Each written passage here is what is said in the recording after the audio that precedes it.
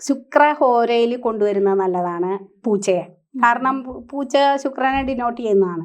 അതുപോലെ പ്രത്യേക നാളുകൾ നമുക്ക് പറയാൻ പറ്റും. പൂരാട നാൾ ഒരു നാളാണ്.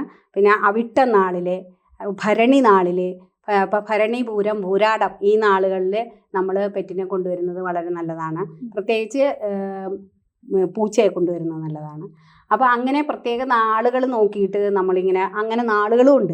ഈ പ്രത്യേക നാളുകളിൽ നമ്മൾ ഇതിനെ കൊണ്ടുവരും. ഇപ്പോൾ കുജൻ്റെതാണെങ്കിൽ അത് നോക്കിയിട്ട് കുജൻ്റെ ഹോരയിൽ അങ്ങനെ ഏതാണോ നമ്മുടെ ഗ്രഹനിലയിൽ ഏതിനാണോ സ്വാധീനക്കുറവ്, ബലക്കുറവ്, അതൊക്കെ നോക്കിയിട്ട് നമുക്ക് ഈ പെറ്റ്സിനെ സെലക്ട് ചെയ്യാൻ പറ്റും. അതുപോലെ തന്നെ പെറ്റ്സിൻ്റെ കാര്യത്തിൽ നമുക്ക് ജലതത്വ രാശികളുണ്ട്, പിന്നെ വായു രാശിയുണ്ട്, അഗ്നിരാശിയുണ്ട്. രാശികൾ 12 എണ്ണം പല വിധത്തിലുള്ളതുണ്ട്.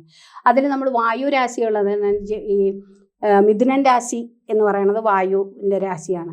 അപ്പോൾ ആ രാശിയിലൊക്കെ വരുന്ന ആൾക്കാരാണെങ്കിൽ വായുവിലുള്ളതാണ് കിളികൾ.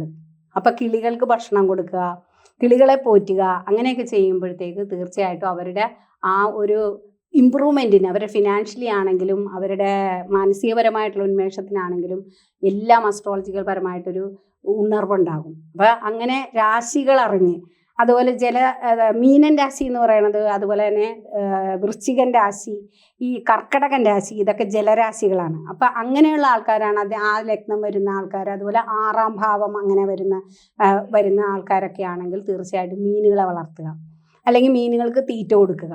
അപ്പോൾ മീനുകളെന്ന് പറയുമ്പോഴത്തേക്ക് നമുക്ക് അക്വേറിയം മതി.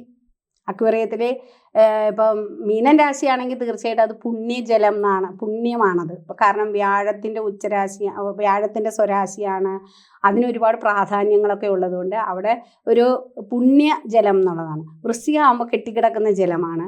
പിന്നെ കർക്കിടകമാകുമ്പോൾ 3 ചന്ദ്രനുമായിട്ട് ബന്ധപ്പെട്ടതാണ്, അതും ജലരാശിയാണ്. ഈ 3 രാശിക്കാർ തീർച്ചയായിട്ടും അവർ ജലത്തിൽ വളരുന്ന ഞണ്ടായാലും, ഇപ്പം കർക്കിടക രാശിയാണെങ്കിൽ ഞണ്ടാണ് അതിൻ്റെ സൈൻ. അപ്പം ഞണ്ടുകൾക്ക്, അതുപോലെ മീനുകൾക്ക് ഇത് തീറ്റ കൊടുക്കുക, അവരെ പരിപാലിക്കുക, അവരുടെ ഫിഷ് ടാങ്ക് ക്ലീൻ ചെയ്യുക, ഇങ്ങനെയുള്ള കാര്യങ്ങളൊക്കെ ചെയ്യുമ്പോൾ സ്വാഭാവികമായിട്ട് അവർക്ക് അതിൻ്റേതായ ഒരു ഉണർവ്.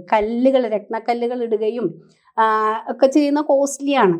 അതിൻ്റെ തന്നെ ഫലം ഇതിന് കിട്ടും, ഈ ഒരു പ്രവൃത്തിയിലൂടെ കിട്ടും. സമ്പൂർണ്ണ ജാതകം സാധാരണ ജാതകമല്ല, സമ്പൂർണ്ണ ജാതകം 75 പേജുകൾ അടങ്ങുന്ന സമ്പൂർണ്ണ ജാതകം 250 രൂപയ്ക്ക് ഇനി നിങ്ങളുടെ കൈകളിലേക്ക്. അതിനായി നിങ്ങൾ ചെയ്യേണ്ടത് ഇത്രമാത്രം: താഴെ കാണുന്ന നമ്പറിൽ ബന്ധപ്പെടുക.